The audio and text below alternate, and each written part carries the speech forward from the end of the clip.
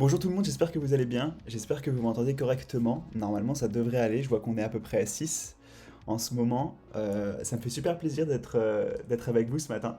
Oui, on est un peu avant 10 heures. J'ai commencé un peu plus rapidement que prévu, mais vous allez voir, on va discuter assez rapidement. Le format a un peu changé au niveau de l'émission. Donc vous allez apprendre ça, on va en discuter ensemble. D'ailleurs, si vous avez des conseils ou quoi, c'est vraiment le moment.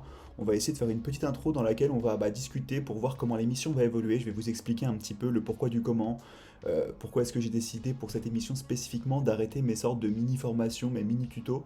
On va discuter de tout ça tranquillement. Prenez le temps, si vous ne l'avez pas fait, de prendre votre café, votre thé. Salut Hugo, j'espère que tu vas bien. Salut, merci d'avoir envoyé un petit message sur le chat, ça fait toujours plaisir d'interagir avec vous. Donc voilà, vraiment, on va discuter ensemble. Ah là là, le meilleur des modos. Salut Mathieu, merci d'être là ce matin.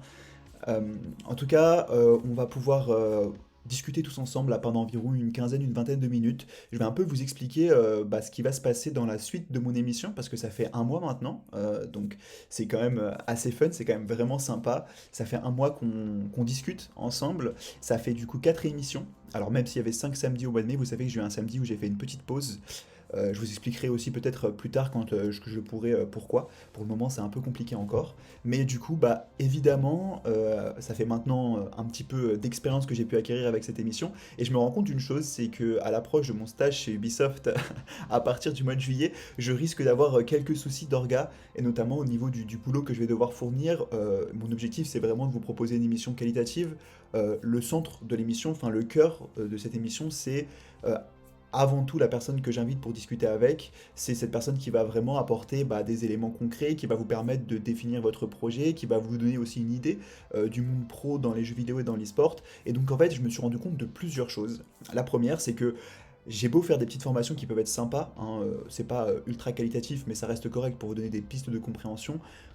Malheureusement, souvent, il y a des personnes qui arrivent en cours de route, donc c'est plus difficile à capter, à comprendre.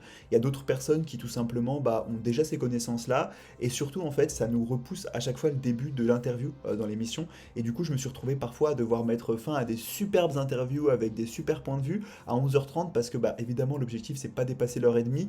Et comme j'avais passé quasiment 40 minutes sur un point, sur une sorte de mini-formation, on perdait un peu l'essence de l'émission.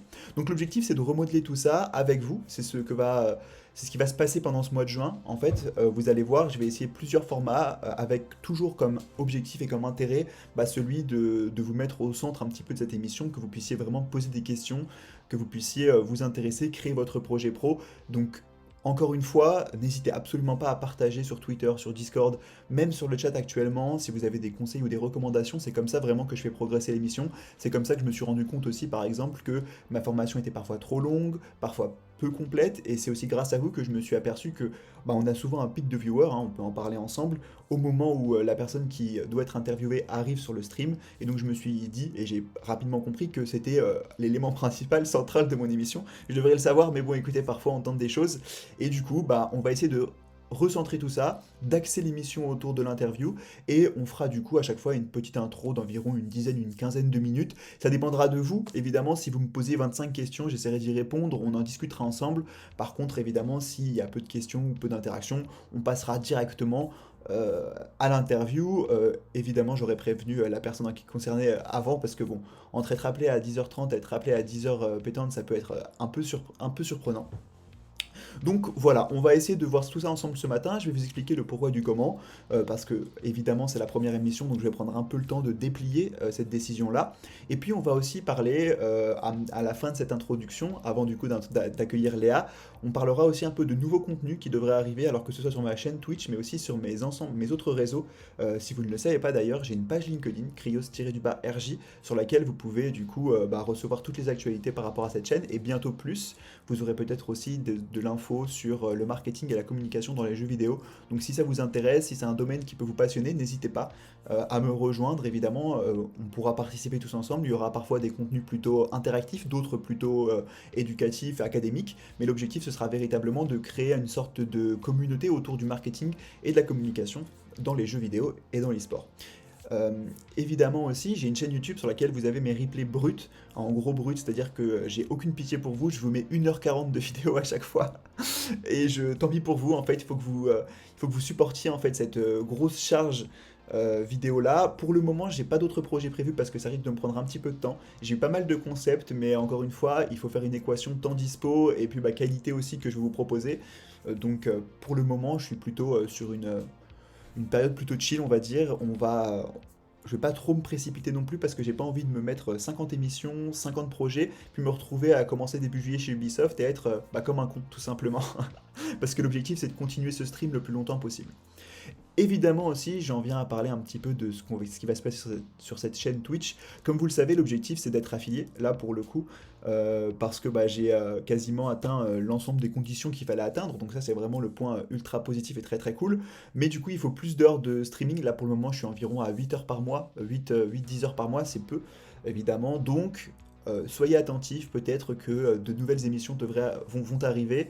Alors ces émissions-là, en l'occurrence, seront moins construites, moins compliquées pour moi à mettre en place, pour la simple et bonne raison que GLHF, c'est beaucoup de temps à discuter avec la personne, et encore heureusement, j'ai eu que des gens en or depuis le début de mon émission qui m'ont vraiment aidé, qui ont été compréhensives aussi, et qui ont vraiment permis à l'émission de se déplier et de se passer de la meilleure des façons. Mais voilà, la prochaine émission, ce sera peut-être quelque chose d'un peu plus chill, en mode talk show, en mode discussion pépère au coin du feu. On pourra aussi peut-être un petit peu jouer aux jeux vidéo, mais j'attends toujours une seule chose, c'est d'avoir l'argent pour m'acheter un PC gaming, ce qui n'est pas encore le cas. Donc voilà un petit peu pour les prochains contenus qui devraient arriver sur cette chaîne.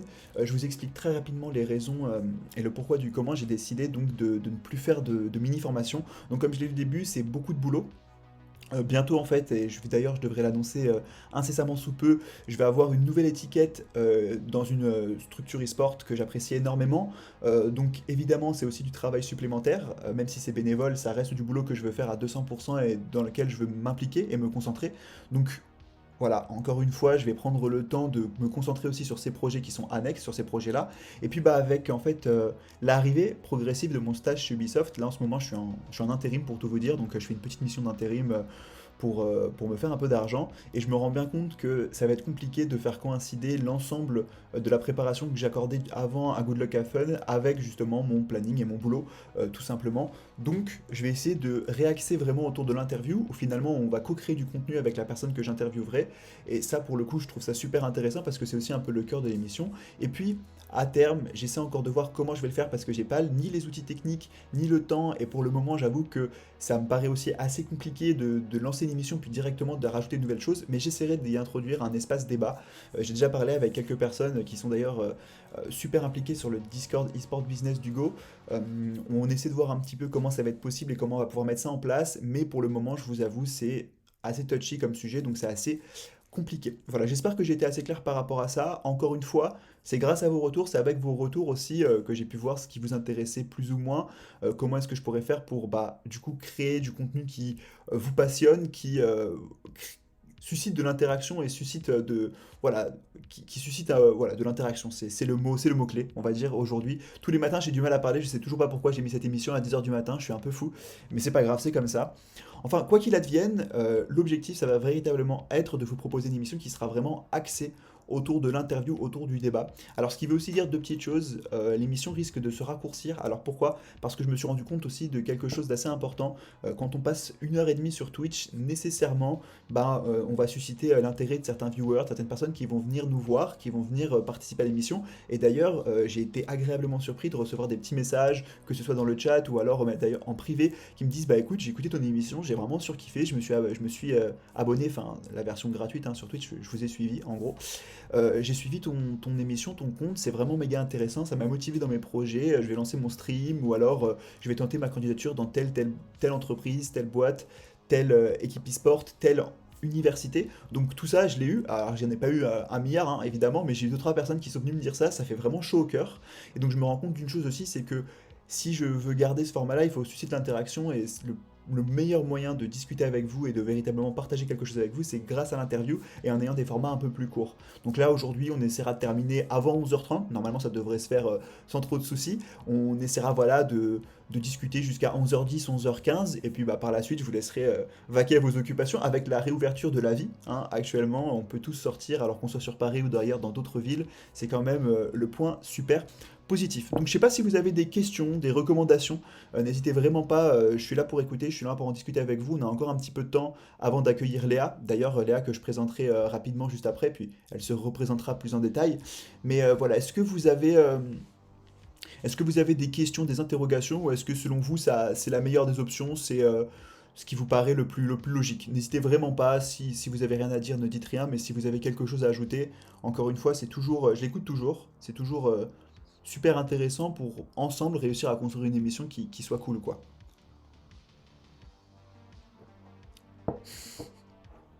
Ça me tue parce que ça me rappelle mes cours en visio. Je sais pas si vous avez connu ça, mais genre pendant quasiment un an, avec un prof qui parle devant une classe de 60 personnes et aucune réaction. Et moi, j'ai genre 10 viewers et je suis là en mode full réaction, s'il vous plaît, les gars. Non, mais en tout cas, je sais que vous m'écoutez attentivement. De toute façon, j'ai aucun doute de votre assiduité. Mais bon, voilà. Donc, du coup, si vous n'avez pas de commentaires, c'est que vous me les avez déjà fait en amont, etc. Donc, c'est super positif. Et ben écoutez, je vais vous présenter très rapidement, du coup, notre super interviewé du jour, notre super invité. C'est du coup Léa Musso, plus connue sous le nom de Minalé. J'espère que je prononce pas mal son pseudo, qui du coup a une grosse expérience dans les équipes e-sport, qui va venir discuter avec nous. Oh, merci. Oh, j'ai failli faire une erreur terrible. Merci beaucoup pour ce nouveau follow. C'est très gentil. C'est la première fois que ça m'arrive, c'est je pense nécessaire pour chaque streamer d'avoir ce genre de conneries. Bref, du coup je disais on va accueillir Léa Musso, Minalé sur notre stream pour l'interviewer, pour discuter avec elle. On va parler évidemment de comment ça se passe au sein des équipes e-sport, au sein d'une structure, comment est-ce que l'on fait pour encadrer, gérer des joueurs. On va voir évidemment ensemble l'ensemble des tenants et des aboutissants aussi de cette profession-là, parce que c'est quelque chose d'assez compliqué, évidemment. On va discuter avec elle aussi bien de son parcours, qu'il soit académique ou professionnel, que bah, elle, de ses expériences qu'elle a pu acquérir, notamment chez Team Red Bloods, qui est actuellement sa structure. Et évidemment, on abordera aussi des questions qui nous sont chères à tous les deux, c'est-à-dire à la fois la place de la femme dans les équipes e-sport et dans les différentes comment dire, dans les différents jeux vidéo, notamment d'un point de vue compétitif. C'est un sujet qui me tient à cœur et qui je pense est super important aujourd'hui de normaliser et de banaliser, hein. Il faut en discuter, il faut en parler le plus possible pour essayer de casser un petit peu le plafond de glace, le plafond de verre, pardon. Je suis un peu perturbé, qui existe encore actuellement dans ces communautés-là. Salut Point Point, merci de ta présence, salut Théo, ça me fait plaisir que tu sois là. On va discuter de tout ça et puis voilà, sur la fin, on essaiera d'interagir. Encore une fois, si vous avez des questions, tant que ça reste respectueux, poli et sympa, il n'y a pas de souci, n'hésitez vraiment pas, hein, c'est l'objectif à 200%. Et puis évidemment, ça nous fera plaisir à Léa et à moi-même de vous voir interagir. Voilà, donc si vous n'avez pas de questions, ce qu'on va faire, c'est que je vais prendre quelques secondes, deux trois petites minutes pour l'appeler tout simplement sur Discord pour l'avoir du coup sur mon stream. Et puis on va commencer tranquillement notre interview. Encore une fois, je vous le rappelle et je vous le dis, cette fois-ci c'est un peu plus rapide, il n'y a plus jusqu'à 10h30. Je sais qu'il y avait un peu un pattern qui s'était créé chez certains d'entre vous, c'est que vous arriviez vers 10h30, je m'en suis rendu compte, je passais de environ une dizaine de spectateurs à 20 parfois, ce qui est vachement impressionnant et surprenant. Donc on verra si cette pattern existe toujours, parce qu'il faudra peut-être que je l'explique plus en détail. Et je le répète encore une dernière petite fois, avant de me lancer avec Léa, si vous avez des questions, si vous souhaitez discuter, partager, si vous avez des interrogations, c'est vraiment le moment. Profitez de ce moment-là. Je sais que parfois c'est un peu compliqué, on se dit putain, est-ce que ma question est légitime ou quoi. L'objectif de ce stream, c'est vraiment de vous mettre en relation, en contact avec tout simplement des personnes qui travaillent dans un milieu qui pourrait vous intéresser. Donc si vous souhaitez plus tard potentiellement bosser chez par exemple un éditeur indépendant de jeux vidéo, chez Riot Games, Ubisoft, etc. Si vous voulez aussi en faire votre métier, ça peut être, c'est très large, hein, l'e-sport, le jeu vidéo, il y a quasiment tous les corps de métier qui sont représentés. Il y a Nico Bézon qui fait une excellente d'ailleurs infographie à ce sujet. Donc n'hésitez absolument pas, parce que si ça vous intéresse, il faut discuter, il faut en parler, c'est comme ça que vous aurez le plus d'interaction. Écoutez, on fait du coup une courte pause, 5 petites minutes, même pas. On accueille du coup Léa et on commence notre super interview. A tout de suite.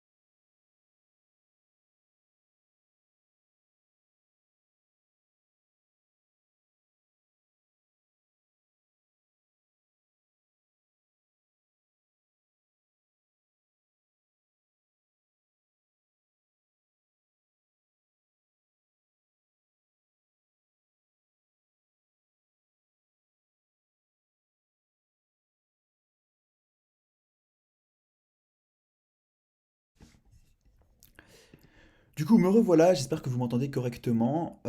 Alors, 2 petites secondes, je vais vous afficher normalement Léa qui devrait apparaître sur votre écran d'ici quelques secondes, qui était avec nous.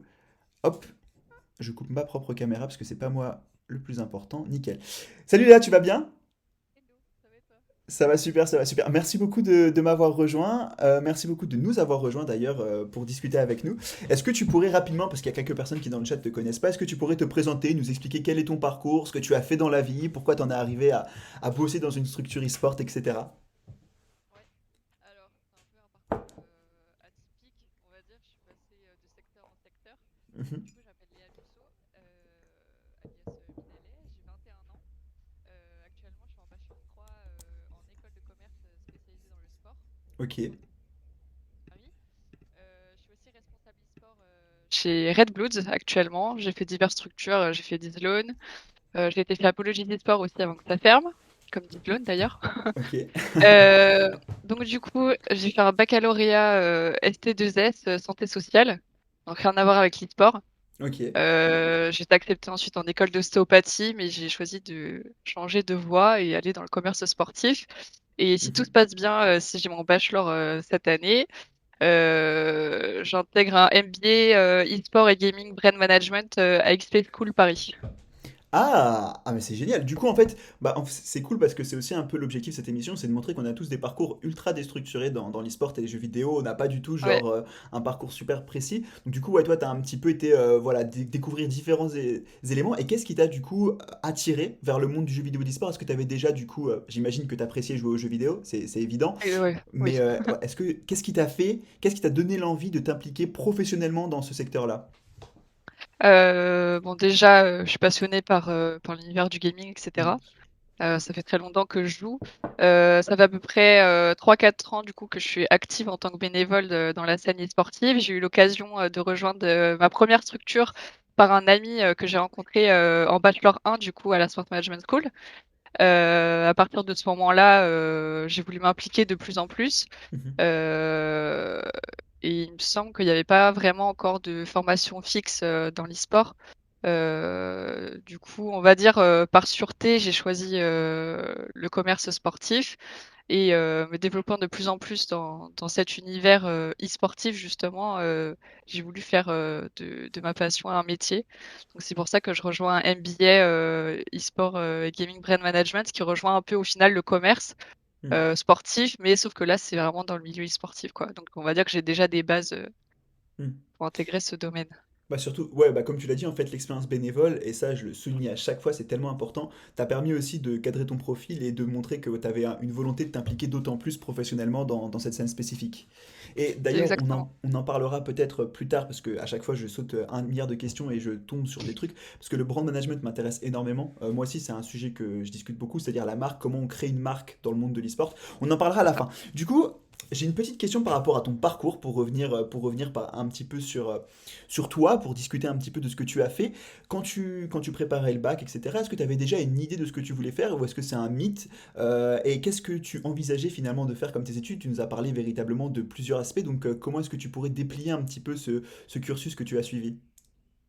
Alors, au niveau du bac, comme je t'ai dit, je fais un bac biologie. Ouais, Euh, Mon but, c'était vraiment de rester dans le sport parce que j'ai fait 11 ans de gymnastique rythmique, donc des toutes petites. J'étais vraiment habituée à faire du sport, à être dans ce domaine-là. ok. Mais en tant que sportive et pas en tant que, on va dire, acteur pour les sportifs. Mhm. Comme je voulais pas trop faire un bac S, j'ai décidé de faire ST2S et ensuite d'aller en école d'ostéopathie. J'avais pas vraiment l'idée de l'e-sport au final. Et Mhm. c'est vraiment en m'impliquant de plus en plus en tant que bénévole, parce que j'aime bien sortir de ma zone de confort, en fait, sinon je Ouais. m'ennuie pas mal. Donc c'est Mhm. pour ça que j'ai fait divers Ouais, postes. mais... J'ai fait CM, j'ai fait responsable marketing, plein de trucs comme ça. Et au final, ouais, ça m'a donné envie d'aller de plus en plus dans l'e-sport et me dire, ok, au final, je veux pas trop, Mhm. je veux pas trop faire dans le sport. Je veux vraiment m'impliquer dans l'e-sport qui est aujourd'hui une de mes passions après le sport, quoi. C'est ça qui est c'est ça qui est assez sympa, c'est que l'e-sport est vraiment une passion. Est-ce que tu aurais du coup comme ça deux trois conseils à donner à des personnes qui souhaiteraient s'impliquer dans des structures bénévoles? Parce que bah du coup toi tu as réussi à sortir de ta zone de confort, c'est pas le cas de tout le monde. Il y a des gens qui ont un peu de mal, qui ont un peu peur. Est-ce que tu avais des compétences quand tu as décidé de t'investir dans une association ou est-ce que au contraire tu as développé tes compétences en même temps que tu t'es investi du coup? Alors, on va dire que j'ai eu les bases par mon école, Mhm. euh, parce que le mieux pour rejoindre une structure e-sport, c'est bien sûr d'avoir des compétences, avoir un plus à apporter à la structure. Ouais. Euh, du coup, on va dire que j'ai converti ces compétences pour l'e-sport.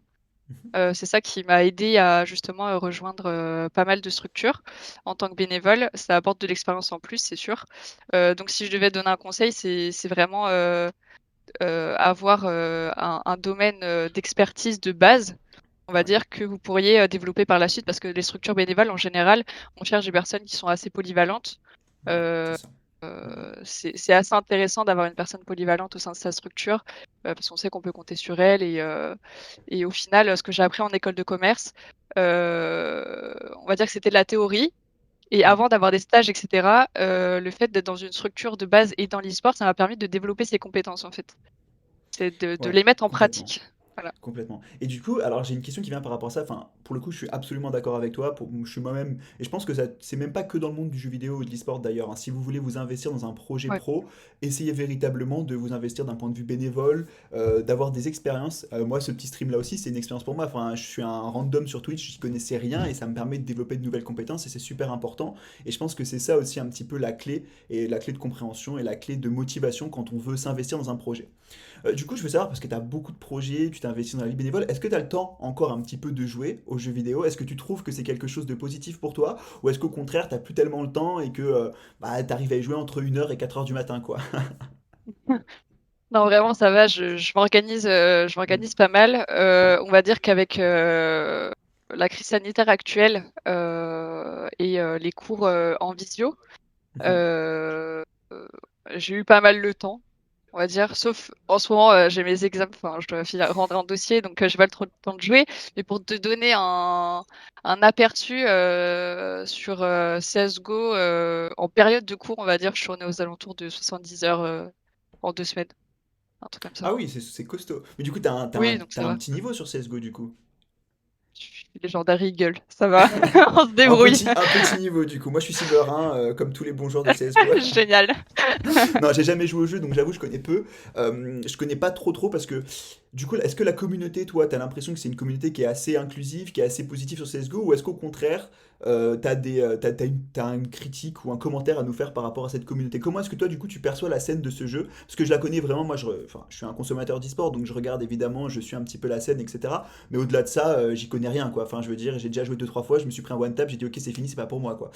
Donc, est-ce que t'as des commentaires à faire par rapport à ce jeu spécifiquement?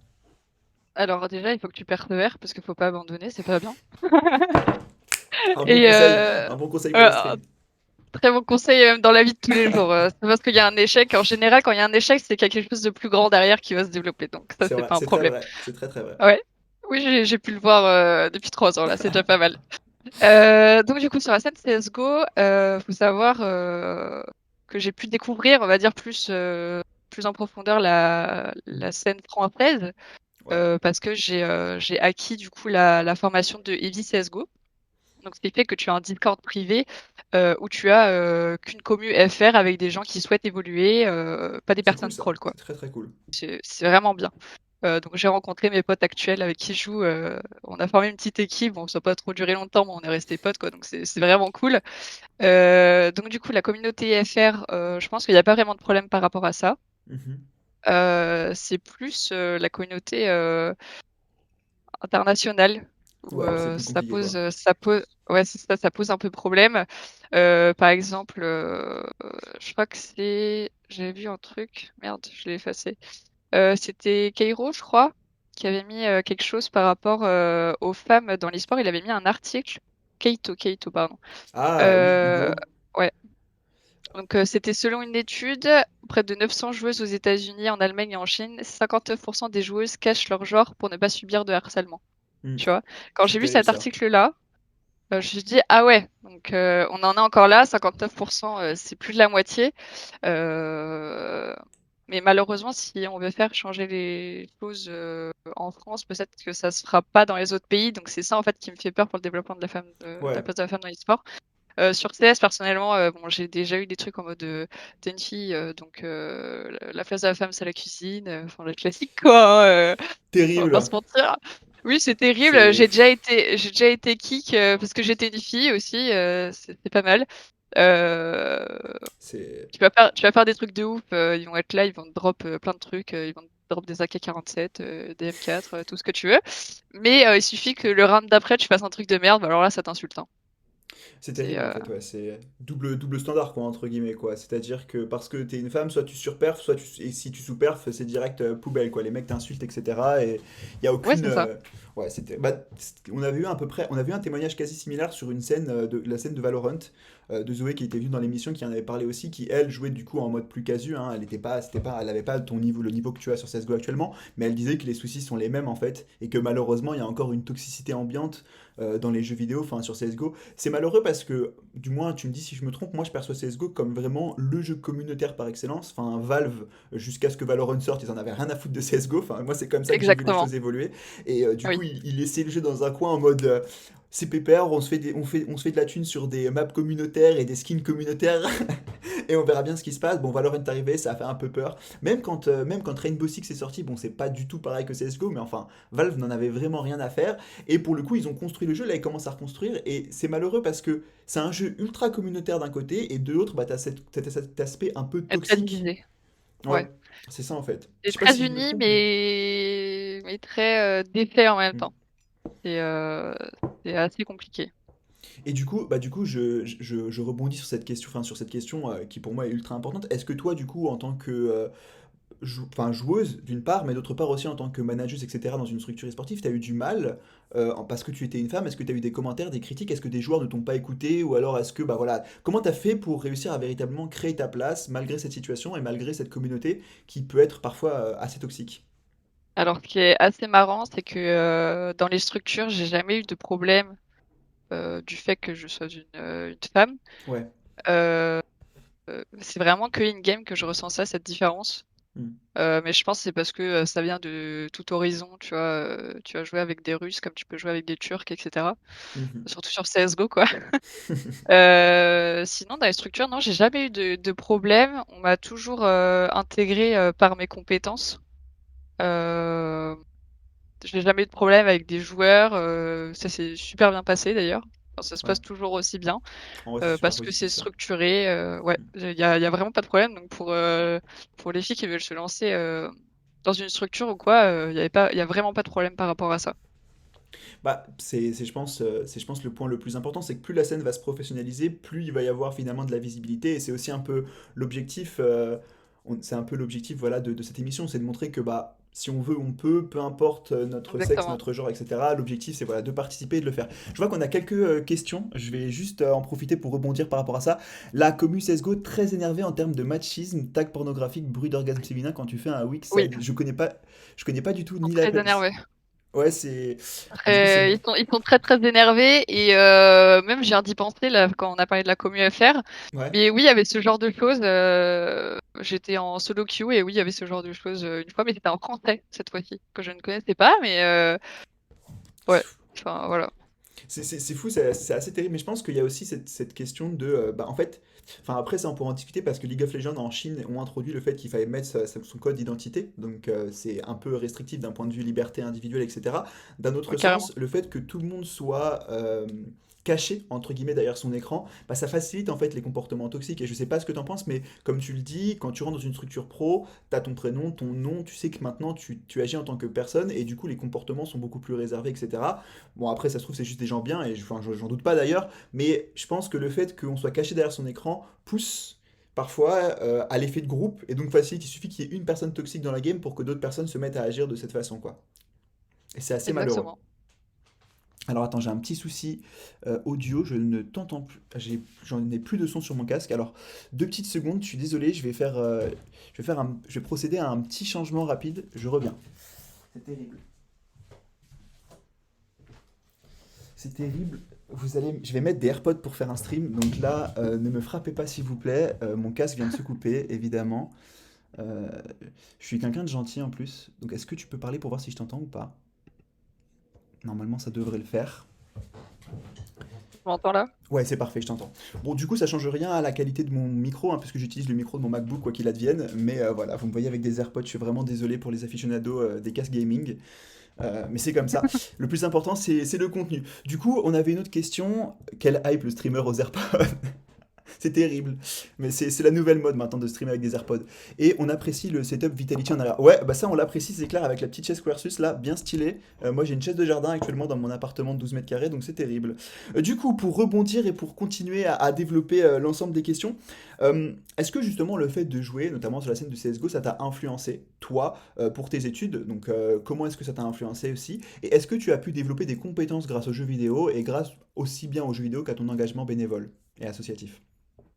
Alors, au niveau de Counter-Strike, par rapport aux compétences que ça m'a apporté, c'est un jeu assez stratégique. Mhm. Faut avoir du skill, bien sûr, mais c'est un jeu assez stratégique quand même qui se joue en équipe. Donc moi, ça a développé mon côté stratège, on va dire, Ouais. que j'ai pu adapter dans la vie, en plus de ma formation en école de commerce. Ça, c'est cool ça. Après, je vais pas dire que CS m'a aidé à rentrer dans une structure ou quoi, parce que ça s'est fait vraiment par rapport à mes compétences que j'ai acquises pendant mes 3 dernières années Ouais. dans le commerce en fait.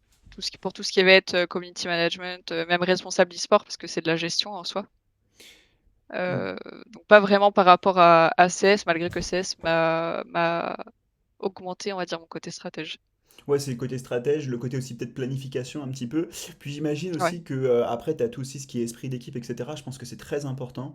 Moi, je le vois de plus en plus quand tu arrives dans le monde pro. Hein, ça dépend évidemment du domaine dans lequel tu vas t'impliquer, mais en tout cas, dans le marketing et la com, c'est très important de travailler en groupe.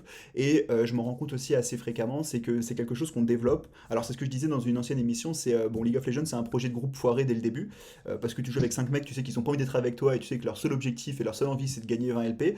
Et je pense que c'est un peu le même cas dans CSGO, et du coup, tu apprends à gérer des En situations qui CS:GO, sont oui. compliquées.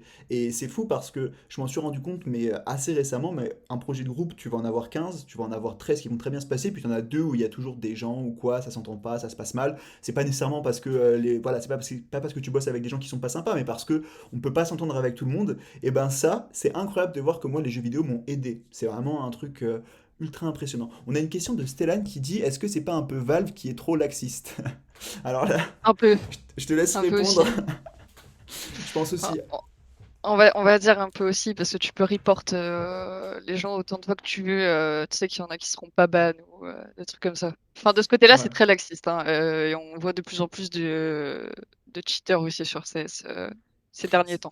Ça, c'est mal. C'est un Mais peu ça, chiant. c'est. D'ailleurs, on en parlera si tu veux à un moment de l'émission, mais c'est quand même assez malheureux parce que j'ai l'impression que plus le compétitif se développe, plus les cheaters arrivent. J'en parlais avec quelques personnes qui managent sur la scène de Fortnite et qui disaient que bah, c'est un enfer quoi. Maintenant, en FNCS, t'as genre 20 cheaters ou 30 cheaters par session de qualification et en fait, ça te pourrit l'expérience de jeu. Et en plus, les mecs, ils sont là pour se faire 1000, 2000 euros parce qu'ils savent qu'ils n'auront pas jusqu'aux phases finales. Et une fois qu'ils se sont fait un peu d'argent, bah, ils disparaissent parce que bah, c'est un pseudo et que c'est compliqué de suivre quoi.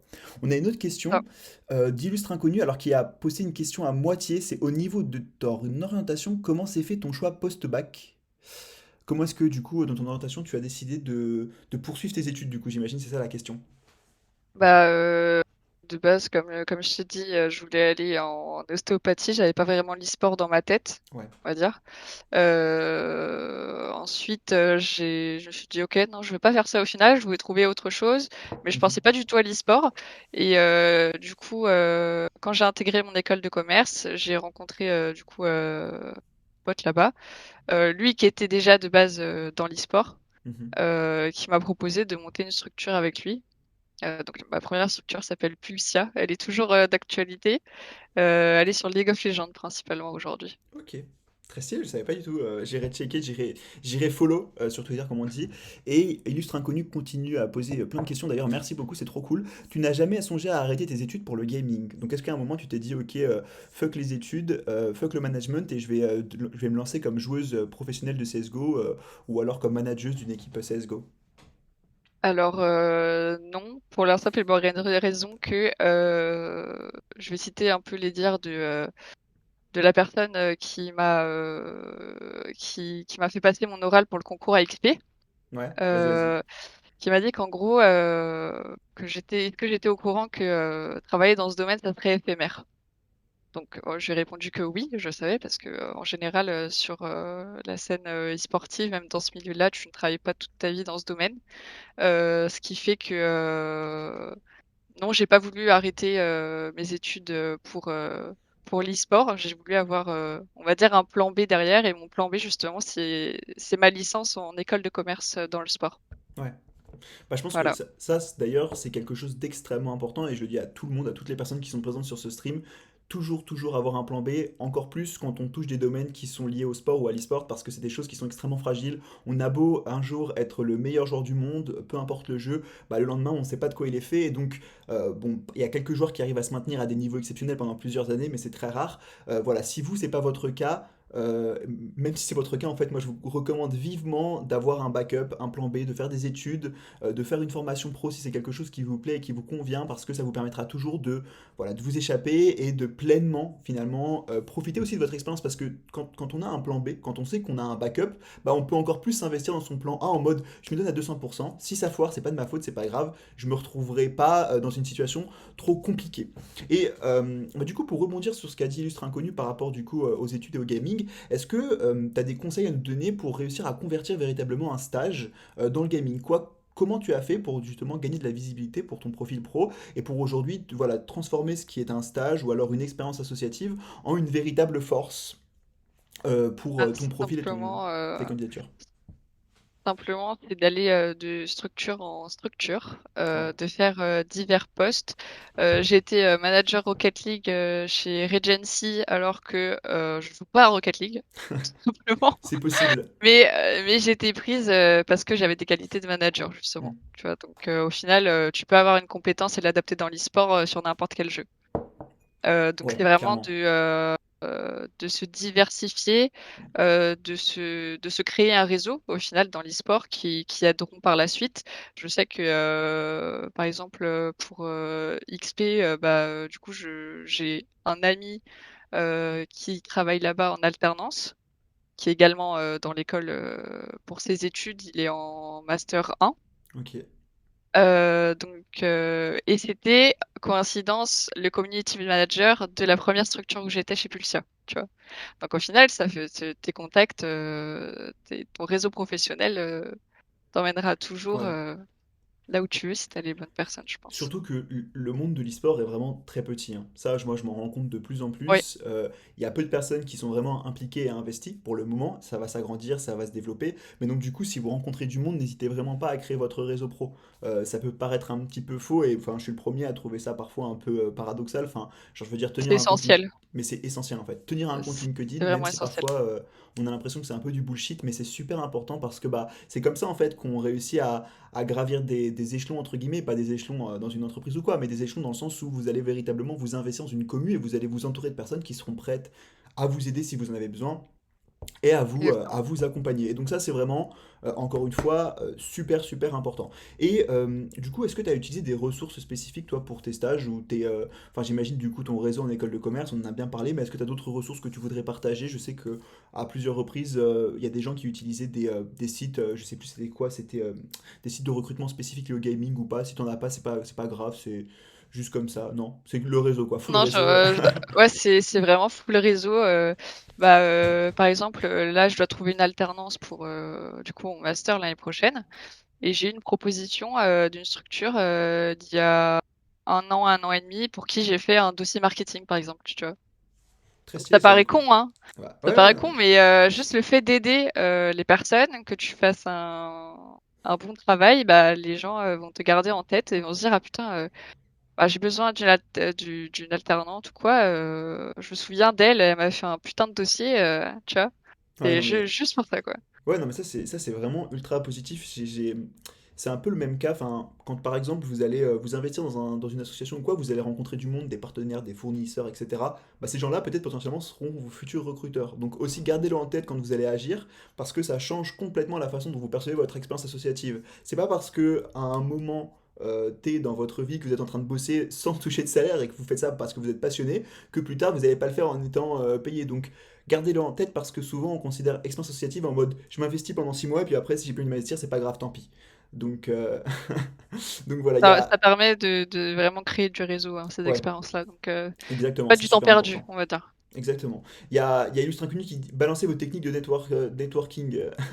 Bah tu vois, ce stream, c'est con, hein, mais c'est aussi une technique de networking. Et l'objectif, c'est de l'ouvrir au plus de personnes possible pour qu'on puisse en discuter, pour qu'on puisse en parler, pour que ça puisse servir à tout le monde. Voilà. Exact. C'est l'objectif. On va passer dans la seconde partie de cette interview, parce qu'il y a quand même un truc dont il faut qu'on parle, c'est les structures e-sport, parce que bah du coup, tu bosses actuellement, enfin tu bosses, du coup, tu as une expérience Ouais. significative dans une structure e-sport, et bah, j'aimerais un peu savoir comment est-ce que ça se passe, quel est ton retour d'expérience par rapport à ça, quelle est la particularité, enfin là je te posais 56 questions, bon courage, quelle est la particularité d'un boulot dans une structure e-sport du coup?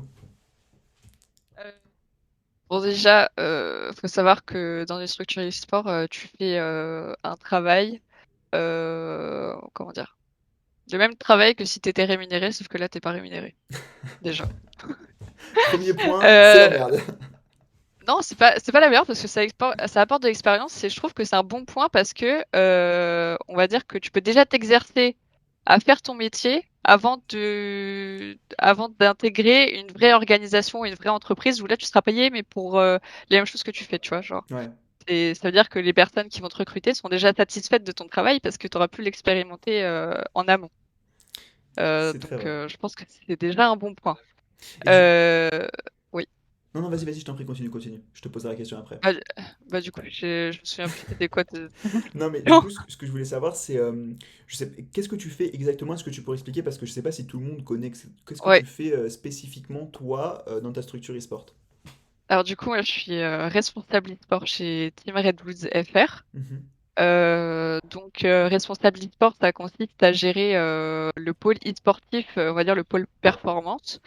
Mon rôle, c'est de recruter des managers, des coachs et principalement des joueurs, du coup, pour monter une line-up et justement les accompagner vers des performances satisfaisante également pour la structure, pour développer la structure. Donc en gros, recruter les bonnes personnes. Ça se résumerait à ça.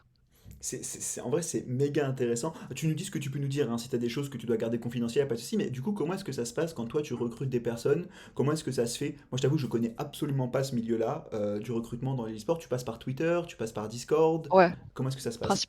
principalement par Twitter.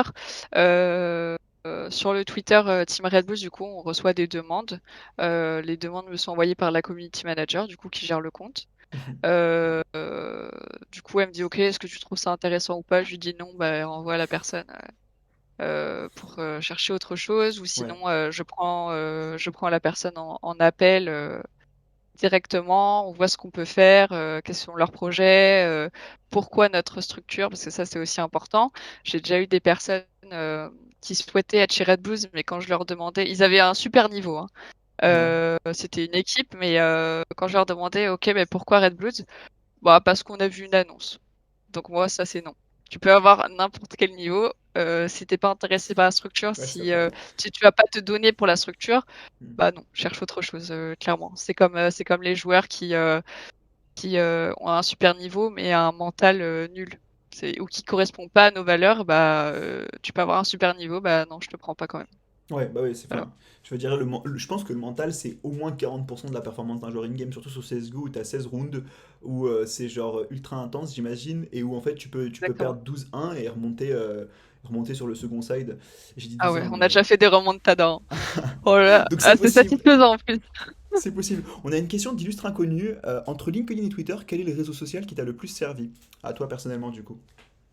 Alors, pour côté école de commerce, on va dire LinkedIn. Ouais. Et pour le côté e-sport, vraiment Twitter, parce que c'est vraiment le réseau social par excellence pour l'e-sport. Ouais. D'ailleurs, c'est ce que j'essaie de faire, hein. Moi, j'essaie de développer un Twitter parce que mon LinkedIn, ça va, ça se passe bien. J'ai un peu un profil corpo, donc il n'y a pas trop de soucis. Par contre, mon Ouais, Twitter, j'ai 50 abonnés et j'avais rien du tout avant. Donc, vraiment, si vous pouvez, n'hésitez pas. Parce qu'en plus, Twitter, c'est un réseau, c'est assez simple de créer du contenu, dans le sens où on a tous ouais. l'habitude maintenant de le faire. Donc, n'hésitez pas à le faire et à créer de l'interaction, à participer, à partager. Suivez les quelques scènes qui vous intéressent. Moi, là, je suis beaucoup Rainbow Six parce que bah, je vais bosser dessus chez Ubisoft, évidemment. Mais je suis aussi d'autres scènes et enfin, vous verrez que c'est comme ça qu'on crée du lien et qu'on crée du réseau. Il y a Illustre Inconnu qui dit que tu es une recruteuse sévère. Mais les recruteuses sévères sont souvent les meilleures recruteuses, il faut le savoir. Donc du coup, donc tu nous disais, parce que je t'ai coupé pour cette question, donc tu nous disais, toi, le recrutement, c'est quelque chose où il faut à la fois avoir un intérêt dans la structure, un bon mental, et évidemment un bon niveau de jeu, quoi. Et est-ce que enfin, ça représente quoi le recrutement dans ton boulot? Après, quand tu manages l'équipe, comment est-ce que ça se passe exactement? On va dire que le recrutement, c'est vraiment la première phase Hmm. de mon boulot à faire. Euh, En second plan, ça serait du coup la gestion des joueurs. S'ils ont besoin d'un manager, un coach, en gros, je vais être leur référente principale le temps qu'il y a un manager. Quand il y a un manager, bah, du coup,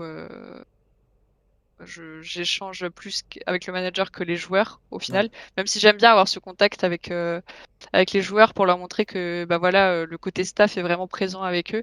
Ça, c'est Mhm. aussi hyper important. Il y a une des structures dans laquelle j'étais où justement le staff était complètement décousu par rapport aux joueurs. Ils leur parlaient jamais, etc. Donc c'est vrai que ça, c'est hyper important Mhm. de montrer aux joueurs que le staff est là derrière eux, pour eux, qu'on est là pour les aider à se développer, à leur donner de la visibilité. Je dirais en troisième plan, ça serait le contact direct avec la community manager, Ouais. qui du coup pour les tournois, pour les matchs, et je suis également en lien avec le graphisme pour tout ce qui va être visuel, s'il y a les bons pseudos, s'il y a toutes les informations nécessaires au tournoi. Ok, ouais, c'est donc par rapport à la gestion aussi de l'image de l'équipe sur les réseaux sociaux en général, quoi. En fait, C'est ça. ouais, du coup, t'es un peu genre un rôle ouais, tu fais le rôle d'un manager d'une équipe de A à Z. Tu t'occupes à la fois du recrutement, de la gestion. Et quand tu fais justement de la gestion d'équipe, quand une équipe perd à plusieurs reprises, comment est-ce que ça se passe? Parce que ça, j'imagine que c'est un point qui doit être extrêmement compliqué, surtout dans l'e-sport où la communauté souvent est très sévère. Quand tu gagnes, c'est parfait, t'es le meilleur du monde. Quand tu perds, tu sais pas pourquoi, t'as 50 messages Twitter qui insultent toute ta famille et tu comprends pas trop pourquoi. Comment est-ce que ça se passe quand une équipe perd? Comment est-ce que tu fais pour leur remonter le moral et leur faire tenir justement le cap? Parce que j'imagine qu'une compétition, ça s'arrête pas à trois défaites, quoi. Alors, déjà, il faut savoir que les joueurs que je recrute, pour moi, j'ai 100% confiance en eux. Hmm. Donc, c'est-à-dire qu'ils gagnent ou qu'ils perdent, je sais qu'ils ont les compétences pour. Donc, ça peut être, je vais essayer de trouver le problème en général avec le manager s'il y en a un, ou sinon directement avec le capitaine. Il va me dire, bah, avec ce joueur-là, ça va pas, etc. Donc, on va essayer de mettre des solutions en place, Mhm. de voir à l'avenir, on va dire, si les défaites continuent, de dire, ok, bah, c'est peut-être ce joueur-là le problème. On pourrait faire une annonce, si tu veux, pour trouver un last, etc. On va dire, essayer de leur trouver des solutions. Voilà. Ouais, en fait, ouais, c'est ça. C'est On n'est pas réparer là à un les petit peu. démotiver, quoi. Ouais. Enfin, je suis pas là pour les démotiver. Je suis là pour leur donner confiance en eux, Mhm. leur montrer que bah voilà, vous êtes dans une structure, vous êtes à fond dedans, mais vous avez perdu. Bah c'est pas grave, ça arrive. Il y a toujours des défaites dans la vie, mais après il y a des victoires, donc Exactement. Bah, aucun souci par rapport à ça. ça, c'est très très important et c'est ce que je disais, que je répétais, hein. Il y a pas de réussite sans échec et inversement, il n'y a pas d'échec sans réussite. Donc il faut toujours tenter. Enfin, on en connaîtra tous des échecs, hein. Moi, j'ai fait une prépa et crois-moi que la prépa, l'objectif de la prépa, c'est de t'apprendre que dans ta vie, tu vas faire que des échecs quasiment et qu'il faut reconstruire par rapport à ça. Enfin, je suis arrivé en prépa en mode waouh, je vais sortir, je vais faire telle formation, puis en fait, j'ai pas été pris. Et du coup, après, j'ai fait avec ce que j'avais et c'est pas pour autant que j'ai eu un parcours qui est moins important que celui d'un autre. Et vraiment, ça m'a appris à une chose, ça m'a appris à persévérer, sauf sur CSGO apparemment, mais ça m'a appris à persévérer dans ce que j'avais envie de faire et dans ce que j'avais envie d'entreprendre. Donc c'est super Tu important. vas y arriver. T'inquiète pas. Après, il faut le vouloir. C'est vrai que là, j'essaie déjà d'être un peu meilleur sur Rainbow Six, mais c'est pas simple déjà. Donc voilà, pour le moment, CSGO, peut-être un jour. J'ai quelques potes qui m'invitent à y jouer parce qu'ils préfèrent CSGO à Valorant. Donc voilà, c'est comme ça. C'est comme ça, c'est comme ça. CSGO Il y n'est a pas encore toujours un dead cette game. bataille, hein. Il y a toujours Comment? cette bataille 16, il y a toujours cette bataille CS:GO Valorant, hein, de toute Ah, façon. mais c'est assez fou. T'en penses quoi, toi? Parce que pour moi, c'est des jeux qui sont vachement différents. Alors évidemment, au niveau du shoot ou quoi, c'est assez similaire. Mais les patterns des armes est genre à des Même le, années-lumière. même le shoot est différent, Ouais. je trouve. Enfin, le jeu et le réel, pour moi, sont Euh, complètement différents, en fait. Genre, déjà, les À habilités... à l'annonce, c'est ça, à l'annonce de Valorant, Hmm. tout le monde a dit ok, ça sera le nouveau CS:GO, la SNCS est mort maintenant. Ouais. Au final, non, parce qu'il y a beaucoup de joueurs CS:GO qui ont été sur Valorant, qui se sont Mhm. reconvertis sur Valorant, et qu'au final, 2 mois après, sont retournés sur CS. C'est Tu vrai. vois? C'est très vrai. Donc, au final, c'était annoncé comme un jeu vraiment similaire à CS:GO qui mettrait en concurrence. Je trouve que pas du tout, parce que Valorant pour moi c'est un mélange de plein de jeux. Hmm. Donc bien sûr CS:GO, mais je trouve qu'il y a un peu d'Apex Legends et d'Overwatch là-dedans. Ouais, Overwatch Donc, pour les habilités, Apex. Pourquoi Apex? Parce que Apex, pour moi, c'est le jeu le plus dynamique que je connaisse. Enfin, même devant Call of quasiment. Et enfin, Valorant, c'est un jeu qui est long, qui est lent. Euh, Qu'est-ce qui te fait penser à Apex, du coup, toi, sur Valolo? Apex, ça serait plus par rapport au personnage, je pense. Ah oui, Et je vois ouais, c'est plus vrai, par vu rapport à comme ça. ça, pourquoi pas. Je vois, je vois. Ouais, ouais. En vrai, Overwatch plus par rapport aux compétences. Tu vois, c'est plus ça. Et on pourrait même mettre peut-être Rainbow Six par rapport aux agents. Tu vois. c'est vrai, c'est Chacun vrai. a ses caractéristiques, etc. Donc pour moi, c'est un mélange vraiment de tous les jeux, quoi. Ça Ouais. concurrence pas vraiment CSGO, hein. Oui, de toute façon, Riot Games, ils sont toujours très forts pour sortir des jeux qui recoupent plusieurs univers. Je pense à League of Legends à l'époque, avec Dota 2 et d'autres jeux encore, donc c'est quand même une de leurs compétences principales. Mais c'est vrai que pour moi, pour avoir joué, alors après comme un casu, hein, vraiment, vraiment comme un casu, mais quand je regarde l'ensemble des jeux, pour moi, ils ont des similitudes toujours, mais il y a quand même de grosses différences entre les deux. Et bon, pour le moment, je suis meilleur sur Valorant que sur CSGO, alors que mon shoot est le même théoriquement sur les deux jeux. Ça veut aussi dire que t'as un jeu où les duels sont plus importants que l'autre, évidemment. Et je pense C'est que ça. c'est moins le cas sur Valorant. Je pense que sur CSGO, tu perds un duel, t'es dans la merde parce que tout s'écroule. Valorant, si tu joues Sage comme moi et que t'envoies, tu sais, genre les trucs qui ralentissent la zone, là, bah tu peux tempo Ouais, ouais. un rush pendant des années et des années. Ah, c'est ça, Valorant, bah, sur TF, t'as des flashs, t'as des Ouais, smokes et tout. Sur Valorant, t'as des murs de je sais pas quoi. Je connais pas trop. ouais, je connais J'ai pas. joué que Viper, moi, mais c'est tout. Je vois, je vois. Du coup, repartons un petit peu sur nos structures e-sportives. Est-ce que selon toi, il y a trois qualités à avoir nécessairement pour bosser dans la scène e-sport? Est-ce que par exemple, si quelqu'un te dit, bah moi je suis absolument pas autonome, bim, c'est un gros non. Ou est-ce qu'au contraire, tu sais que tu vas être accompagné? Est-ce que tu as trois qualités qui selon toi sont essentielles? Alors, au niveau de l'autonomie, je pense que ça s'apprend. Donc, je Ouais. serais pas là à refuser une personne qui voudrait m'aider alors qu'elle n'est pas autonome. Tu peux Hmm. toujours lui donner des choses à faire si elle ne trouve pas quoi faire, justement. Ça se développe. C'est une compétence qui se développe. Je pense qu'il faut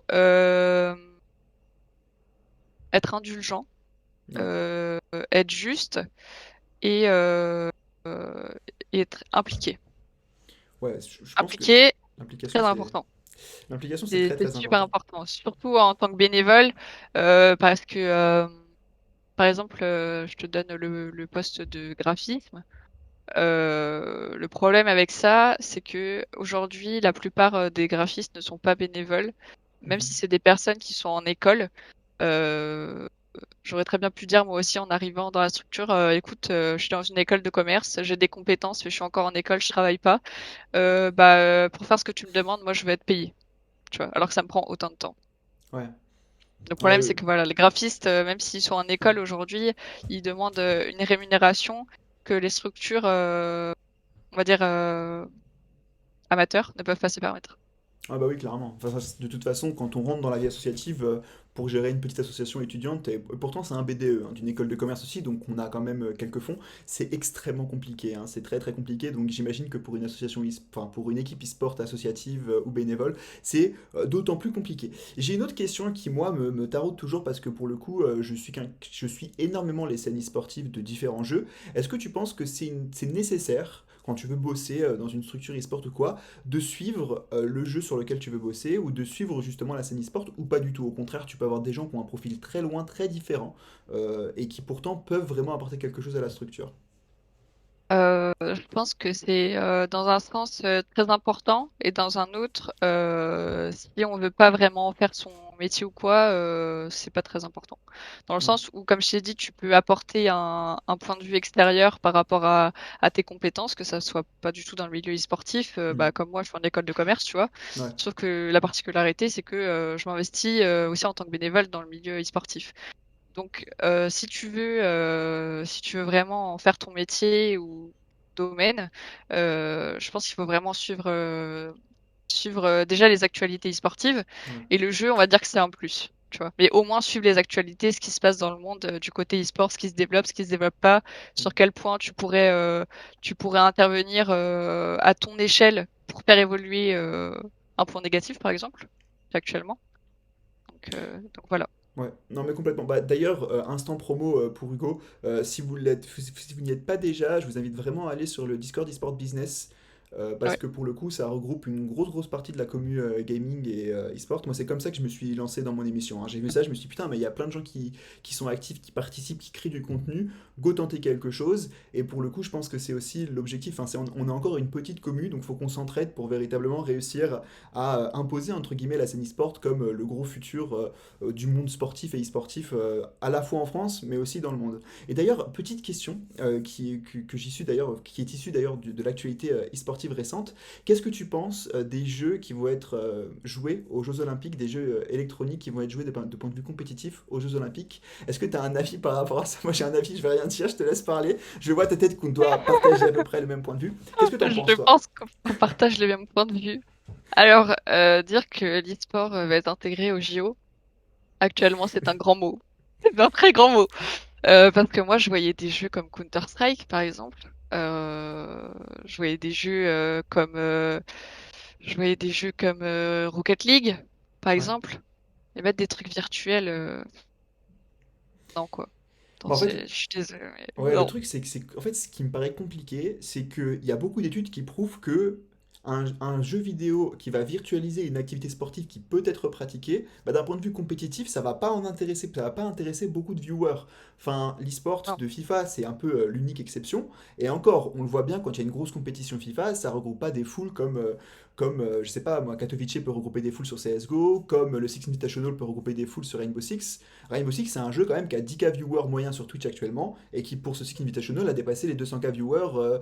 Donc, on voit quand même que un jeu qui va réussir à sortir un petit peu de la réalité, et je pense que c'est le principe aussi du jeu vidéo, va plus intéresser qu'autre chose. Et là, enfin, très sincèrement, moi, le cyclisme, j'attends de voir ce que ça va donner parce que s'il y a 4 viewers, ça va faire mal à mon e-sport, quoi. Enfin, très sincèrement, je sais Bah, pas qui va regarder ça. clairement, je pense que si leur but était de toucher la communauté e-sportive, c'est raté, Ouais. clairement. Bah, et en plus, ouais. Euh, Parce qu'aujourd'hui, là où on va toucher la communauté e-sportive, ils auraient dû mettre League of Legends, par exemple. Oui. Tu vois, League Ouais, of c'est Legends, vrai que. là, d'accord. Là, tu vas avoir tout le monde derrière. Là, au Ah bah JO, oui, t'as c'est tout le clair. monde. En Mais plus, je pense c'est. qu'ils ont voulu garder le côté sport. Tu Hmm. vois, comme c'est les JO, ils ont voulu dire, OK, on veut bien intégrer l'e-sport, mais par contre, on vous pose une condition, c'est que ça soit un jeu de sport. Ouais. Voilà. Et je pense aussi qu'il y a une volonté de contrôle. Quand on voit League of Legends, je pense que le comité des JO, il a beau avoir un poids très important, c'est plus compliqué d'aller dire à Riot Games, bah écoute, ta compétition, tu l'as fait de cette façon, tu bannis tel type de joueurs qui ont fait qui ont tel type de comportement, et ça va se passer sur un laps de temps défini, etc. Alors que quand on prend un jeu de cyclisme qui a une scène e-sport quasiment peu ou pas développée, bah c'est plus simple d'imposer des conditions finalement et d'être maître entre guillemets de ce qui va se passer. Ça après c'est des assumptions, hein. Je suis pas en train de dire que le C'est ça. comité va absolument avoir un contrôle, mais je pense que c'est l'une des raisons qui fait que. D'ailleurs, on a une question de Stellan qui est aussi en rapport avec l'actualité. En tant que recruteuse, est-ce que tu fais confiance, attention, à des certificats e-sport payants si la personne n'a aucune expérience dans le domaine de l'e-sport, en l'occurrence? Des certificats e-sport payants. Ouais, je sais pas si tu avais vu cette histoire qu'il y avait eu, c'était par rapport aussi beaucoup à League of Legends sur des structures qui avaient soutenu en fait un certificat e-sport où il fallait payer 400 euros pour avoir une sorte de petite compétence où en fait, bah, en gros, c'était marqué jeu sous-signé et puis le comité qui crée ça, donc le comité e-sport, je sais pas quoi, dit D'accord. que un tel a des compétences et c'était soutenu par des grands quand même. Il y avait Carlos notamment qui est le dirigeant de G2 qui lui avait apporté sa signature, puis tu avais d'autres grands, alors principalement quand même depuis les NA, mais qui avaient apporté leur soutien à ce processus. Qu'est-ce que toi tu en penses? Initialement, ce qui était dit, c'était on veut faire ce certificat-là pour éviter que justement l'e-sport soit une communauté exclusive et pour que tout le monde puisse acquérir des compétences et n'ait pas besoin d'un réseau. Le problème, c'est qu'en fait, en créant ce certificat-là, bah, ils ont créé un réseau par l'argent et ça a été encore plus critiqué. Donc, toi, qu'est-ce que tu en penses?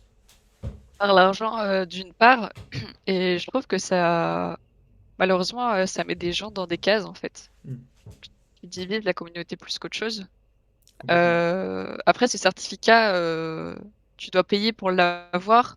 Donc au final, est-ce que tes compétences sont vraiment évaluées derrière? Bah, en fait, c'était. Bah, Ouais, le contenu, on le connaît pas. Le contenu, je le connais pas très sincèrement. J'ai plus regardé la hype qui s'est créée, enfin, l'anti-hype qui s'est créée sur Twitter. Mais je crois que Nico avait fait d'excellents tweets à ce sujet en expliquant que même le contenu était assez critiquable, quoi. Parce que derrière, tu peux jamais vraiment. honnêtement, bah non, tu peux pas Bah ouais. vraiment. Ok, ok, t'as un certificat, c'est cool, mais est-ce que c'est vraiment considéré comme une formation? Ouais, c'est ça en fait qui est Je sais compliqué, pas, c'est tu vois. que... Et puis, est-ce que tu peux être compétent dans un domaine? Enfin, je veux dire, enfin, l'e-sport c'est très large, tu peux avoir une compétence technique, tu peux avoir des skills, donc tu peux avoir par exemple, ouais, je suis un graphiste excellent, j'ai une compétence dans tel domaine, mais je suis un très bon joueur sur CSGO, je suis un très bon joueur sur League of Legends, je connais la scène, mais tu peux avoir une connaissance, mais une compétence et un certificat qui viendrait la prouver, c'est d'autant plus compliqué que finalement, tu vois, Bah, ça a peu de j'ai poids envie de finalement. comparer ça. J'ai envie de comparer ça au diplôme du baccalauréat. Dans Ouais, le sens c'est... où tu peux avoir ton bac, Hmm. mais derrière tu peux au final ne pas avoir de compétences. Tu vois ce que je veux dire? Ouais, bien sûr, complètement. Donc du coup, au final, si une personne se pointe avec justement ce genre de certificat, ok, t'as un certificat, c'est bien, mais je pense que je vais regarder tes dernières perfs en tournoi. T'as fini combien? Je vais regarder sur tout le mois, en gros, ce que t'as pu faire. Voilà. Ouais, Pas vraiment me complètement. fier à ça, je pense. Et puis, pour aussi revenir sur moi, une critique qui a été exposée par les créateurs de ce certificat-là, qui dit que la communauté gaming est exclusive, je suis pas complètement d'accord. C'est vrai que c'est toujours compliqué d'intégrer une communauté, mais peu importe d'ailleurs la communauté que l'on souhaite intégrer. Mais quand on codait, moi, pour vous dire, j'ai aucun contact, aucune connaissance dans l'e-sport ou dans le jeu vidéo. Bon, j'ai eu un stage chez Ubisoft, mais avant ce stage-là, j'avais vraiment aucun contact. Et j'ai quand même réussi à monter ma petite émission, à faire partie du Discord. Donc, encore un point, je pense qu'il vaut mieux que vous participiez au Discord, eSport Business du Go. Il vaut mieux que vous créez votre réseau sur LinkedIn plutôt que vous targuez d'avoir un certificat qui aujourd'hui n'a aucune valeur. Et en plus de ça, je pense que vouloir certifier des compétences qui touchent à un domaine, c'est compliqué. Enfin, je veux dire, c'est comme si quelqu'un disait, bah, moi, je suis un expert de... Enfin, pas de faire de la cuisine, mais de la cuisine en général. Ça veut tout et rien dire, en fait, malheureusement. Il y a pas... Tu peux Après, pas tu connaître peux tous les avoir la plats, etc. théorie. Je Ouais, pense que le certificat, justement, tu peux avoir la théorie, comme le ouais. bac. Par contre, il faut la pratique derrière. Si t'as pas la pratique, Ouais, c'est clair que la pratique, c'est hyper la important. pratique, c'est les expériences que t'as faites. Tu vois, tu peux avoir ce certificat, tu peux me dire tout ce que tu veux. Si je vois pas de résultat ou- Ouais, ouais, d'expérience, tout simplement, de mise en application. Bah non, t'as pas les compétences. C'est comme complètement. là tu dis que t'as pas vraiment de contact dans l'e-sport, etc. Que t'as réussi à t'intégrer dans l'e-sport business et tout. Bah comme je t'ai dit, c'est une compétence extérieure et t'as apporté ta pierre à l'édifice point de vue sportif. Il vaut mieux Donc faire au ça, en final, fait. t'as Exactement. réussi à t'intégrer grâce à tes compétences non e-sportives, on va dire. Après, si mes compétences, c'est du host de stream, crois-moi que mes compétences, elles sont pas ouf. Non, mais pour revenir, et je pense que tu as complètement T'es raison, sorti de ta zone de confort, tu vois. exactement, exactement, Ouais. voilà, un random qui stream depuis un Mac avec des AirPods, c'est terrible. Mais, mais pour le coup, vraiment, non, l'objectif, c'est de dire que je pense qu'il vaut mieux que vous participiez, que vous vous engagez bénévolement, que vous essayez de créer votre réseau, hein, même par exemple en faisant des posts très corpos sur LinkedIn, ou en faisant un petit récap de l'e-sport, ou de quelque chose qui vous intéresse dans l'e-sport. Je sais pas si vous êtes passionné de skins sur Fortnite et que vous faites un récap des skins et que vous expliquez l'histoire que peut avoir un skin, ça peut être ultra intéressant d'un point de vue marketing, d'un point de vue design, d'un point de vue graphique, etc. Donc faites plutôt quelque chose qui va vous impliquer plutôt que de vouloir avoir une compétence sur un domaine très large. Petit point quand même, si vous préparez le baccalauréat, bossez quand même correctement, c'est très important. C'est quand même différent. Le bac, en plus, le bac est gratuit, donc on n'est pas en train de vous décourager à passer le bac, au contraire, hein. Le bac, c'est super important pour vos études, etc. C'est Mais, très important. mais il faut avoir des expériences à côté, et ça, c'est super, super, super important. Il y a Feu, il y a Ferizi qui nous dit en jouant et en rencontrant des joueurs. C'est vrai aussi, c'est très très vrai aussi. Je pense que quand on joue, bon, voilà, on rencontre des joueurs, on rencontre du monde, ça dépend du niveau. C'est Ferizi ou Ferisson? Là c'est Ferizi. Le pseudo c'est Fur et puis Easy plus loin, je pense. Mais peut-être D'accord, que peut-être que tu le connais et qu'il a changé de pseudo pour venir sur plusieurs peut-être. contrats de mon stream. Bah si c'est lui, c'est la personne que du coup que je te disais sur le serveur de Eevee. Ah, c'est bien lui. Ah, Il vient de m'envoyer un let's message. go, let's go. C'est lui Pour, que du coup j'ai rencontré sur le serveur de Eevee, donc il fait partie de la communauté FR du coup.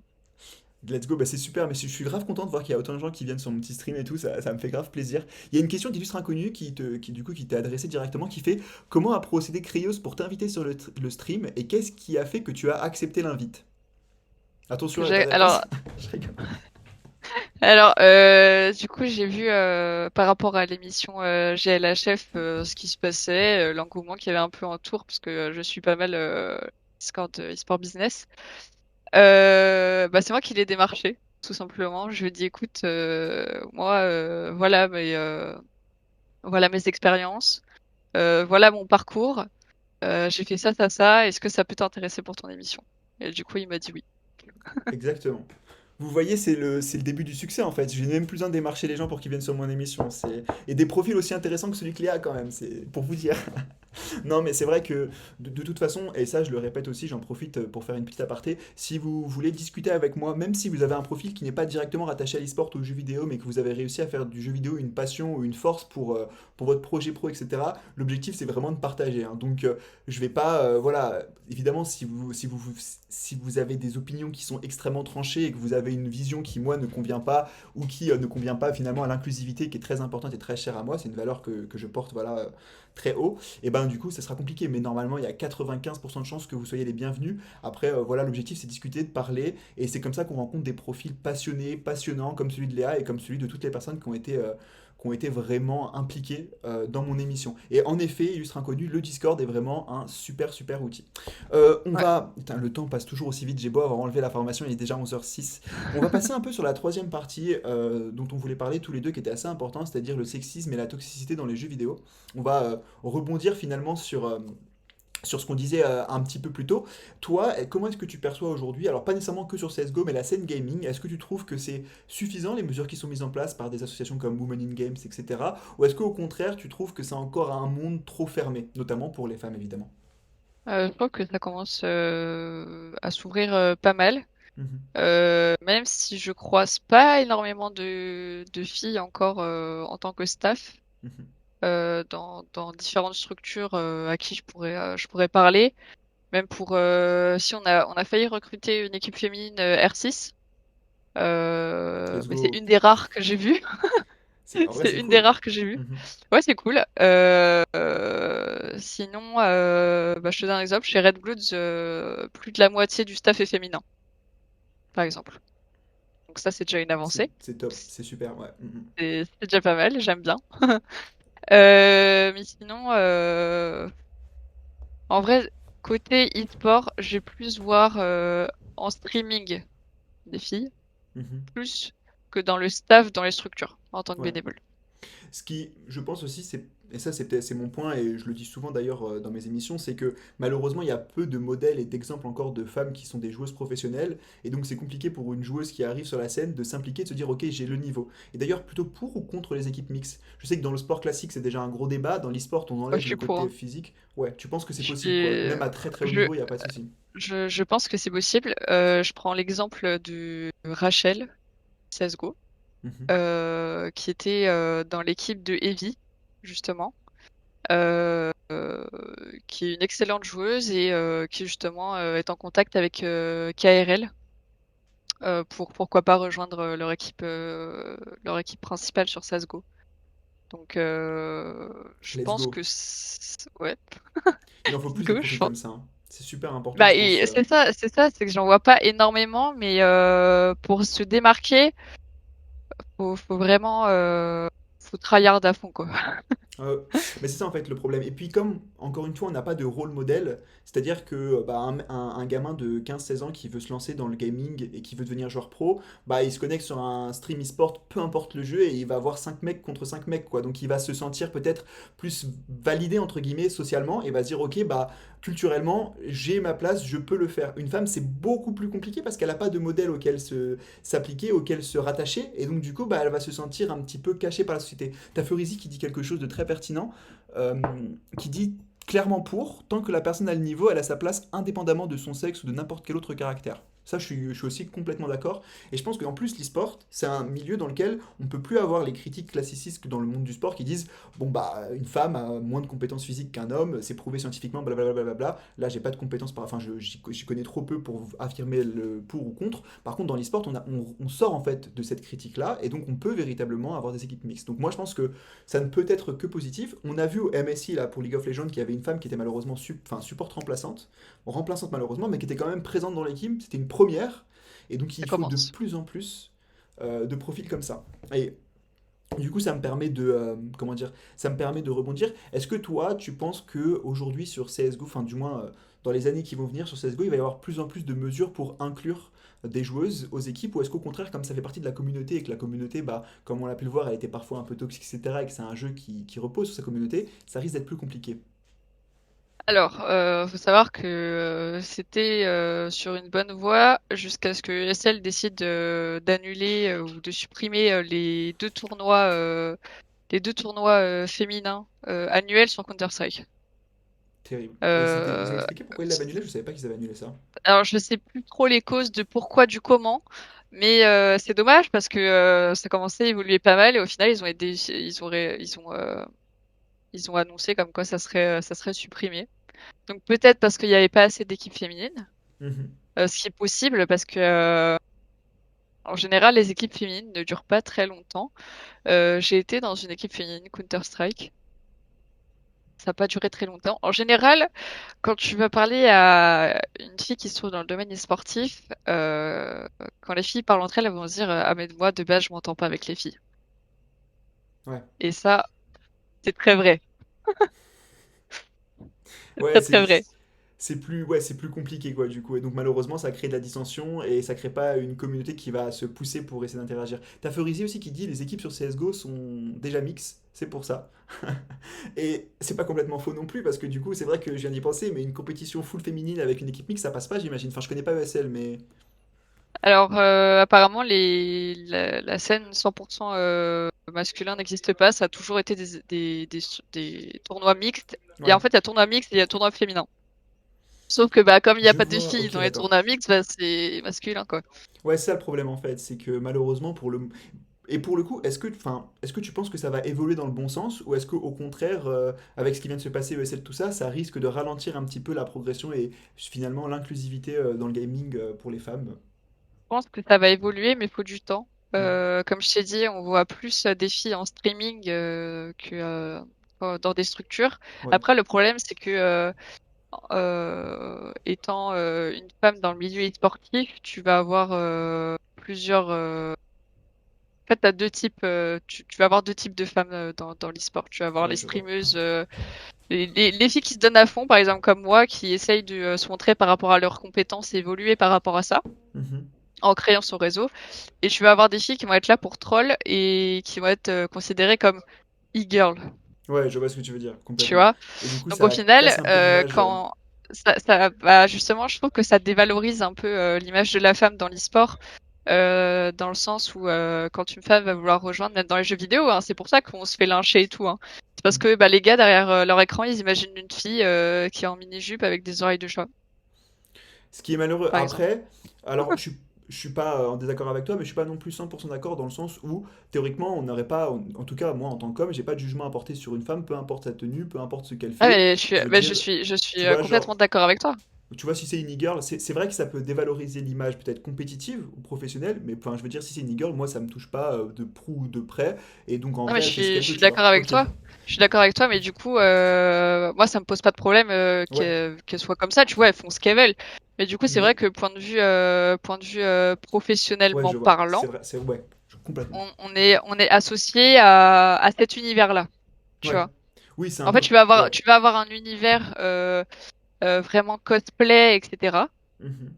C'est plus ça en fait où je vois le côté e-girl, tu vois. C'est plus le côté Ok, je vois. cosplay, Mhm. etc. Et tu vas avoir le côté où tu veux vraiment t'investir professionnellement, que ça soit dans un staff ou en tant que joueuse professionnelle.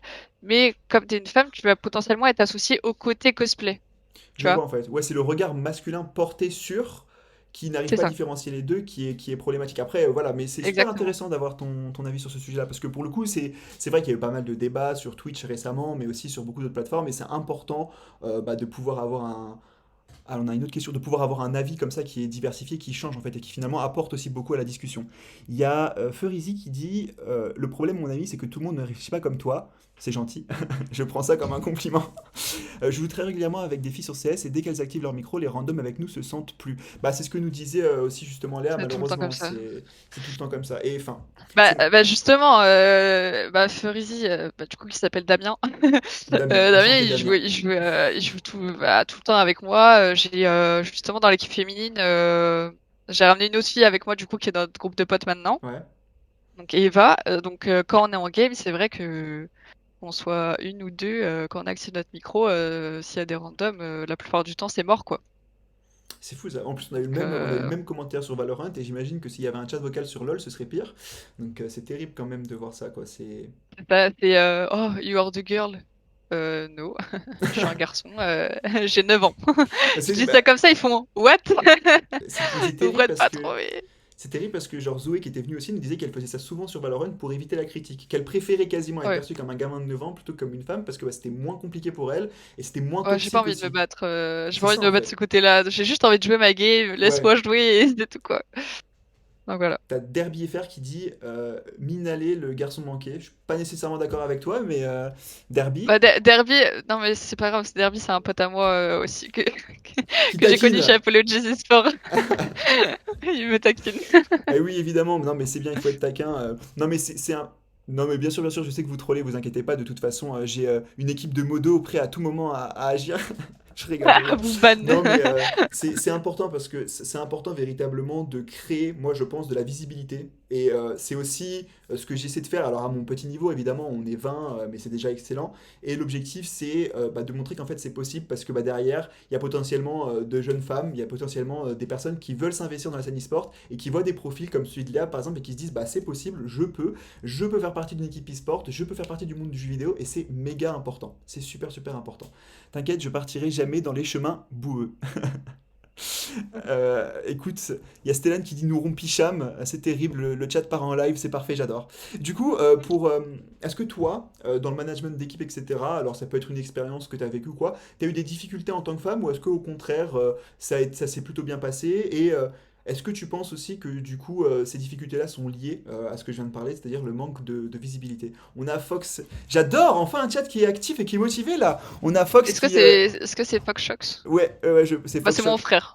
C'est mon Let's frère. go, let's go, on a de plus en plus de monde, c'est incroyable. T'as un fan club qui vient raid mon stream, c'est parfait, j'adore. Du coup, pour revenir sur la question, est-ce que voilà, t'as rencontré des difficultés dans le management d'équipe ou toi dans le management aussi en tant que, voilà, en tant que recruteuse, etc. Ou est-ce qu'au contraire, ça s'est toujours bien passé pour toi? On en a déjà un peu parlé, mais si tu peux approfondir. Ouais, niveau, comme je t'ai dit, niveau structure, j'ai jamais eu de problème par rapport à ça. Dans une précédente interview que j'ai eue justement pour la place de la femme dans l'e-sport, il y avait plusieurs femmes qui étaient interviewées aussi. Mhm. J'ai dit qu'en gros, bizarrement, quand tu avais un poste comme responsable e-sport ou même manager, au final, tu pourrais te faire plus respecter de ce point de vue-là parce que comme c'est un poste, je vais pas dire haut gradé, mais important dans une Ouais, structure, bah, ils vont se dire, ouais, ok, donc c'est elle la responsable e-sport, donc elle doit avoir telle compétence, donc c'est quelqu'un de sérieux, ouais. tu vois. Ouais, donc c'est plus Donc tranquille, voilà. quoi. C'est plus tranquille, et donc... ouais, ça confirme ce que tu disais auparavant. N'hésitez, je vois qu'il y a tellement... Il y a Ziven qui dit je suis présent aussi. Incroyable, ça me fait Il y a très plaisir. Coco! On vient bénévolement car la place de la femme dans l'e-sport, c'est très important. C'est incroyable, c'est bien, c'est beau. Quelle communauté. Bah Ah, là, t'as toute ma commu là. c'est parfait, j'adore. Non, mais c'est aussi l'objectif et c'est grave sympa de voir ça. C'est le plus possible de discuter. Je vois qu'il est quasiment 11h20. Du coup, peut-être que je vais te citer un dernier mot, quelque chose à nous dire ou quoi. Je vais te laisser le partager et puis bah, après, je ferai une petite conclusion très rapidement. Si Ouais. même si tu as des questions à me poser, n'hésite pas. Voilà, je te laisse. C'est ton moment. Tu as 5-10 minutes comme Alors, tu veux. Tu peux parler, y a pas de souci. alors déjà, pour les femmes qui regarderaient ou qui vont regarder cette interview, sachez que tout est possible. si vous avez les compétences pour, que ça soit dans l'e-sport ou non, n'hésitez pas à vous lancer. Côté structure, je sais que je sais moi-même que côté jeu in-game, c'est assez compliqué, mais vous découragez pas. Au pire, dites que vous avez 9 ans, hein, comme nous, c'est pas très grave. Mais vous découragez pas, vous avez les compétences, faut pas avoir peur. Et je pense que ça va se développer de plus en plus dans les années à venir. Faut juste qu'il y en a certaines d'entre nous, je pense, qui se lancent et je pense que ça le fera. Côté annonce, du coup, je vais donner une exclusivité Incroyable. par rapport à Team Red Bloods. Team Red Bloods que je vais quitter à la fin de la saison SEA Open. Du coup, à la fin des playoffs, si notre équipe va en playoff. Et que du coup, je suis en recherche de personnes pour un nouveau projet. Donc, c'est un projet qu'on montrait de A à Z. Donc, on est en recherche de staff comme de joueurs sur tous les jeux. Voilà. C'est incroyable. Donc, Mais du coup, est-ce que tu es en train de dire que là, si jamais il y a des gens qui veulent s'investir dans un projet e-sport ultra carré, ultra pro, etc., ils peuvent s'adresser directement à toi? Tu as peut-être un réseau sur bah, lequel tu préfères, Twitter ou quoi? N'hésite pas à faire ta pub, il y a le ouais, hashtag en c'est dessous, c'est c'est mieux le... sur Twitter, je pense. Mais ouais, même si vous êtes dans le milieu sportif ou pas, n'hésitez pas à me contacter. Je pense qu'on pourra faire de belles choses ensemble pour ce nouveau projet qui, je pense, va être plutôt pas mal. Bah voilà, écoutez, bah, si tu veux, moi j'ai une team de low gold, silver sur LoL. On est très motivés, on a le bon mindset, par contre le niveau il est pas encore là. C'est pas très grave ça. Mais voilà, bah, du coup, n'hésitez vraiment pas si vous avez, voilà, si vous avez envie de participer à un super projet. N'hésitez pas à contacter Léa sur Twitter. Vous avez son arrobas juste en dessous de sa caméra, normalement, sur mon stream, si tout se passe bien. Et puis, bah, on te souhaite le meilleur, en fait, tous, j'imagine, sur ce stream pour que tu puisses gérer ce projet comme tu as pu le faire chez Team Red Bloods avec une main de maître, quoi, du coup. Bah, écoute, on finit en plus parfaitement à l'heure, c'est parfait. Merci beaucoup Léa, merci pour tout, merci pour tes Bah de rien. commentaires. Ça m'a fait super plaisir de discuter avec toi ce matin. Je vais faire une petite conclusion très rapide après avoir dit au revoir à Léa. Et puis bah, j'espère qu'on pourra discuter de toute façon toujours. Rejoignez-nous sur Discord, sur Twitter, n'hésitez pas. Et si vous avez des questions, c'est toujours avec plaisir. Merci beaucoup Léa, merci et passe une très Bah bonne de journée. rien. À très vite, bonne Merci. journée, bon appétit, au Ciao. revoir. Incroyable, quel plaisir d'avoir pu accueillir Léa, c'était vraiment génial. Je suis vraiment super content. En plus, elle avait une vision passionnante, très sincèrement, sur tout ce qui s'est passé. C'est dommage que j'arrive sur la fin, j'aurais aimé écouter le live tranquillement. Bah, vous inquiétez pas, je vais le reposter rapidement sur YouTube. Comme ça, genre vraiment, on pourra en discuter. En plus, enfin, c'est toujours l'objectif, c'est que vous pourrez le suivre, etc. Revenir en avant, écouter ce qu'on dit, les erreurs de français que j'ai pu faire, etc. N'hésitez pas. En tout cas, c'était vraiment un plaisir de vous avoir. On a été super nombreux. N'hésitez pas à me follow, que ce soit sur Twitter ou sur Twitch. Voilà, ça me fait très très plaisir de vous avoir. Et puis bah, si jamais vous avez envie de participer à l'émission ou si vous avez voilà, un avis, une opinion, un commentaire à partager, encore une fois, je suis dispo, vous pouvez me contacter sur le Discord, vous pouvez me contacter sur Twitter, sur LinkedIn. Et si, sait-on jamais, si vous souhaitez participer à un super projet sportif, contactez Léa, vraiment, ça a l'air incroyable ce qu'elle va lancer. Et si vous souhaitez par exemple travailler dans l'industrie du jeu vidéo et qu'Ubisoft peut vous intéresser, j'ai pas encore commencé mon stage là-bas, mais ce sera avec plaisir que je pourrai vous présenter un peu les tenants, les aboutissants et vous aider. Je te découvre grâce à Léa, je vais te suivre régulièrement. Bah, c'est grave sympa, merci beaucoup, ça me fait super plaisir en tout cas. Bah, du coup, si vous avez des questions, n'hésitez pas, je reste 2-3 petites minutes là, et puis bah, sinon, ça m'a fait super plaisir. Merci à vous, vraiment, j'ai surkiffé cette émission, c'était trop trop cool, je suis très content. Et puis bah, toutes vos interactions et tout, ça m'a fait grave chaud au cœur. C'est super positif. Et puis, bah, encore une fois, un gros gros merci à Léa. Enfin, vraiment, elle a géré. Il faut savoir que se lancer dans une émission comme ça qui a un mois d'existence, c'est jamais simple. Elle l'a fait avec plaisir. Elle a répondu super pertinemment. Elle a apporté son point de vue. Et donc, c'est vraiment génialissime. Bah écoutez, je vois qu'il y a pas beaucoup de questions, mais vous avez été tous très nombreux. Merci beaucoup, merci pour tout. N'hésitez pas à me suivre, n'hésitez pas à venir me rejoindre sur Twitter, sur LinkedIn aussi. C'est avec plaisir que je vous accueillerai. Et puis bah, on se retrouve la semaine prochaine avec un ou une invitée d'exception encore. Merci à tous, passez une très bonne journée et un bon week-end. Au revoir. Le fameux streamer aux AirPods, exactement. Je promis, c'est la dernière fois, promis. Bonne journée, profitez bien, à plus.